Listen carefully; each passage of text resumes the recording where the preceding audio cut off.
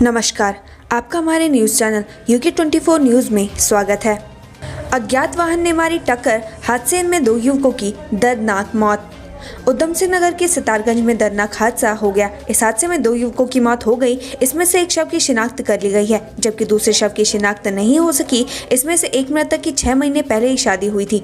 मौत की खबर के बाद से मृतक की पत्नी व स्वजनों का रो रो कर बुरा हाल है। वहीं विधायक सौरभ बहुगुणा ने सरकारी अस्पताल पहुंचकर मृतक के स्वजनों का ढांढस बंधाया। बताया जा रहा है कि बीती देर शाम नानकमता के ग्राम कनपुरा मटिहा निवासी 25 साल का अशोक राणा बाइक से अपने दोस्त के साथ वापस सितारगंज आ रहा, तभी वे सिडकुल रोड के पास अज्ञात वाहन की चपेट में आ गए। हादसे में बाइक चालक अशोक राणा व पीछे बैठा अज्ञात युवक गंभीर रूप से घायल हो गया। आपातकालीन वाहन से दोनों घायलों को सरकारी अस्पताल पहुंचाया गया, जहां डॉक्टरों ने अशोक राणा व उसके साथी बाइक सवार अज्ञात युवक को मृत घोषित कर दिया। 154 पदों पर निकली भर्ती, इस दिन कर सकेंगे आवेदन।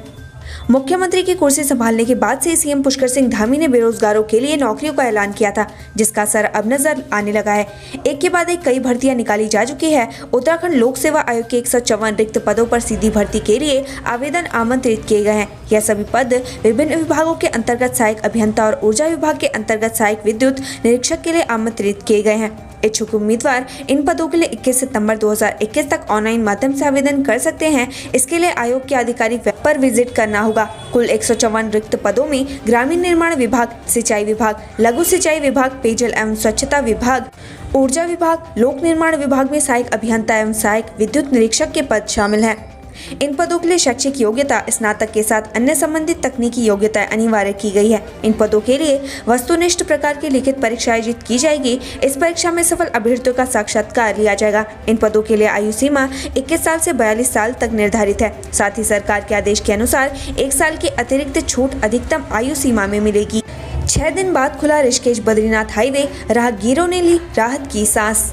ऋषिकेश बद्रीनाथ राष्ट्रीय राजमार्ग तोदा घाटी के पास पिछले 6 दिनों से अवरुद्ध था, जिसके बाद लोनीवी विभाग की टीम इस मार्ग की मरम्मत करने में जुटी थी। वहीं अब तोदा घाटी में सड़क को दुरुस्त कर विभाग ने वाहनों की आवाजाही के लिए खोल दिया है, जिसके बाद राहगीरों ने राहत की सांस ली है।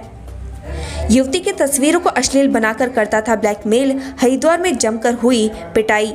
शहर में एक सड़क छाप सौदे की जमकर पिटाई हुई है। 10 से 12 युवकों ने सौदे को मारपीट कर लहूलुहान कर दिया। जब तक पुलिस घटनास्थल पर पहुंचती, युवक बुरी तरीके से पिट चुका था। घटना हरिद्वार के देवपुरा चौक की है।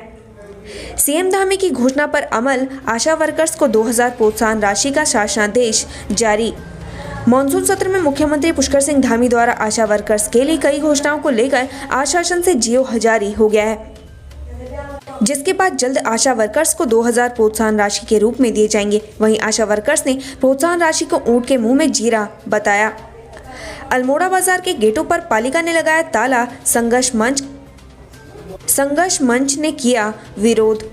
नगर पालिका की ओर से अल्मोड़ा बाजार के गेटों पर ताला लगाए जाने और रात को वाहनों के प्रवेश पर शुल्क लिए जाने का युवा जन संघर्ष मंच ने विरोध किया है। इसको लेकर मंच के सदस्यों ने पालिका के विरोध में बाजार में हस्ताक्षर अभियान चला, साथ ही शीघ्र कार्रवाई न होने पर आंदोलन की चेतावनी भी दी है।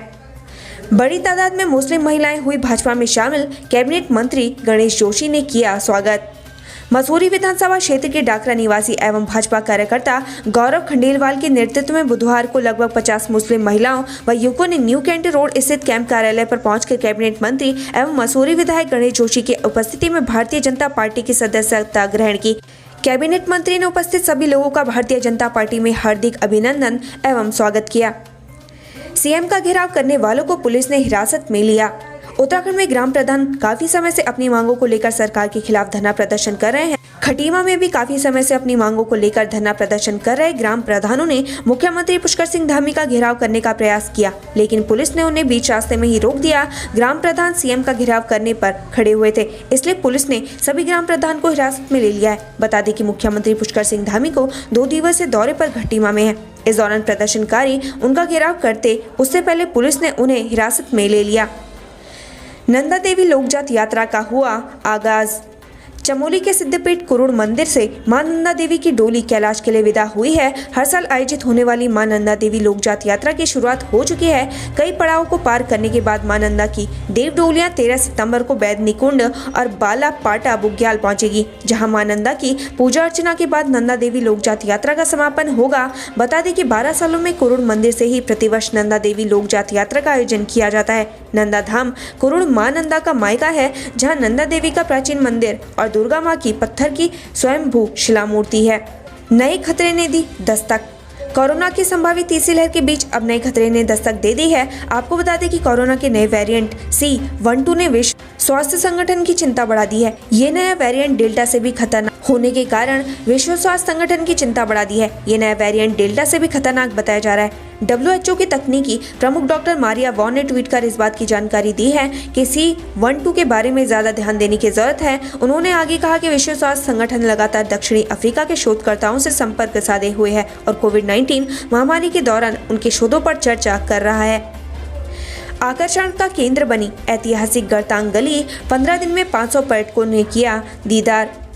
उत्तराखंड में चीन सीमा के निकट स्थित गरतांग गली पर्यटकों के आकर्षण का केंद्र बन गई है। यहाँ 15 दिन में अब तक 500 पर्यटक गरतांग गली का दीदार करने पहुंच चुके हैं। साथ ही हर दिन करीब 40 से 50 पर्यटक पहुंचे हैं। उत्तरकाशी जनपद मुख्यालय में करीब 85 किलोमीटर दूर स्थित गरतांग गली जनपद का बेहतरीन पर्यटन स्थल के रूप में उभर रहा है। दून की सड़कों पर घूमते मिले हाथी। देहरादून के कई इलाकों में जंगली हाथी आए दिन घूमते नजर आते हैं। ऐसे में जंगली हाथी देहरादून थानों इलाके में सड़क पर घूमता नजर आया। आम जनता सड़क पर घूमते हाथी को देखकर फोटो और वीडियो बनाती नजर आई। हालांकि हाथी जैसे तैसे आगे तो बढ़ा, लोग भी पीछे हटते गए, लेकिन कुल मिलाकर देहरादून की सड़कों पर इस तरीके का नजारा वह भी रायपुर क्षेत्र में आम हो चला है। यहाँ तक कि हाथी कॉलोनियों तक में भी पहुँचने से गुरेज नहीं रहे। हालांकि वन विभाग हाथियों को कॉलोनियों से दूर रखने की कोशिश तो कर रहे हैं, लेकिन अब तक जंगलों में ही घर बन गए हैं, तो फिर हाथी भी जाए तो कहां जाए। हल्द्वानी के व्यापारी पवन कन्याल का 15 दिन बाद भी नहीं चला पता, परिजनों का बुरा हाल। सुभाष नगर का ट्रांसपोर्ट कारोबारी पिछले 15 दिनों से लापता है, जिसका अभी तक कुछ नहीं पता चल पाया है। व्यापारी पवन कन्याल की तलाश के लिए पुलिस कई दिनों से लापता स्थल के पास सर्च अभियान चला रही है, जिसके बावजूद पुलिस को कोई सफलता हाथ नहीं मिल पाई है। मसूरी स्टेट कराटे चैंपियनशिप में खिलाड़ियों ने जीते 2 स्वर्ण, 1 रजत और 5 कांस्य। उत्तराखंड कराटे एसोसिएशन के तत्वाधान में आयोजित प्रथम उत्तराखंड मास्टर्स कप 2021 और 18वें उत्तराखंड स्टेट कराटे चैंपियनशिप में मसूरी के राज कराटे अकादमी के खिलाड़ियों ने 2 स्वर्ण, 1 रजत व 5 कांस्य पदक जीते हैं। चोपता तुंगनाथ के बुग्यालों में लगा गंदगी का अंबार, संस्था ने चलाई मुहिम। इको पर्यटन विकास समिति तुंगनाथ चोपता व्यापार संघ व जीप टैक्सी यूनियन की ओर से संयुक्त अभियान चलाते हुए चोपता तुंगनाथ पैदल मार्ग के यात्रा पड़ावों सहित तुंगनाथ धाम में स्वच्छता अभियान चलाया। साथ ही लोगों को भी आगे आने की अपील की। उत्तराखंड पुलिस मुख्यालय में अधिकारियों की जिम्मेदारी में होगा बदलाव।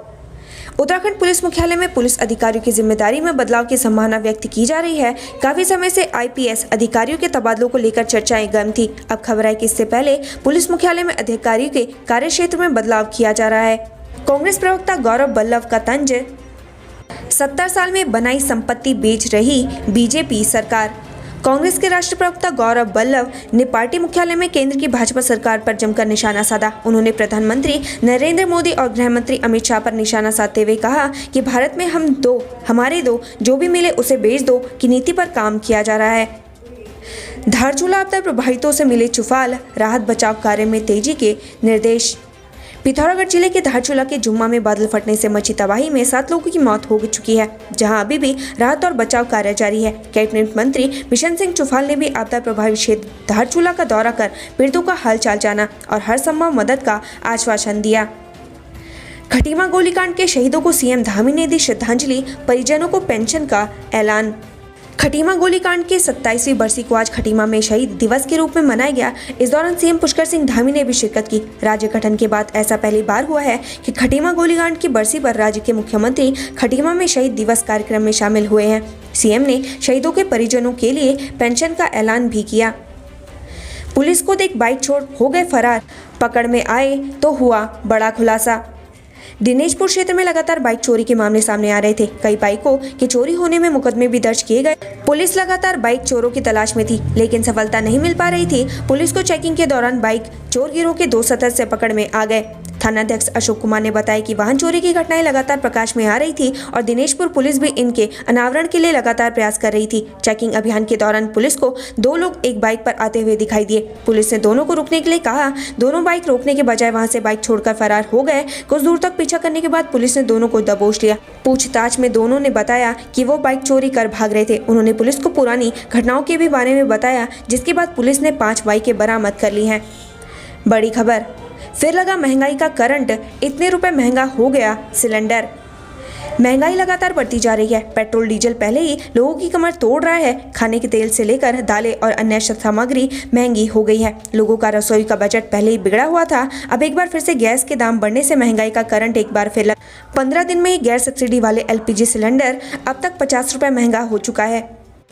आज फिर से सिलेंडर 25 रुपये महंगा हो गया है। कमर्शियल सिलेंडर की कीमत में 75 रुपये की बढ़ोतरी हुई है। इससे पहले पेट्रोलियम कंपनियों ने 18 अगस्त को गैस सिलेंडर की कीमतों में 25 रुपये का इजाफा किया था। बढ़ोतरी के बाद गैस के दाम अब दिल्ली में 14.2 किलोग्राम के गैस सिलेंडर का दाम उत्तराखंड में बढ़कर 904 रुपये हो गया है। बता दें, जुलाई और अगस्त में दाम बढ़े थे। मई और जून में घरेलू सिलेंडर के दाम में कोई बदलाव नहीं किया गया था। अप्रैल में गैस सिलेंडर के दाम में 10 रुपये की कटौती की गई थी। कांग्रेस ने गैस सिलेंडर के दाम बढ़ाने पर सरकार को आड़े हाथों लिया है। कांग्रेस का आरोप है कि सरकार ने 15 दिन के भीतर ही गैस सिलेंडर के दाम बढ़ा दिए हैं। महंगाई के चलते लोगों का बुरा हाल है। गरीबों के लिए 2 वक्त की रोटी जुटाना तक भारी पड़ रहा है। उन लोगों के सामने दोहरी चुनौती है जो गरीबी में भी गैस सिलेंडर से खाना बनाते हैं। मसूरी गोलीकांड दिवस पर शिफन कोर्ट के बेघर तानेंगे मुट्ठी, बीजेपी नेताओं को दिखाएंगे काले झंडे। मसूरी गोलीकांड दिवस के मौके पर शिफन कोर्ट के बेघर परिवार भाजपा नेताओं का विरोध करेंगे। वे इस दौरान होने वाले कार्यक्रमों का भी विरोध करेंगे। तय किया गया कि इस दिन बीजेपी नेताओं को काले झंडे दिखाए जाएंगे। बताते चले कि उत्तराखंड आंदोलन के दौरान 2 सितंबर 1994 को पुलिस की गोली से 6 आंदोलनकारियों की जान चली गई थी। उत्तराखंड से संबंधित ऐसी खबरें पाने के लिए हमारे चैनल को लाइक व सब्सक्राइब जरूर करें। धन्यवाद।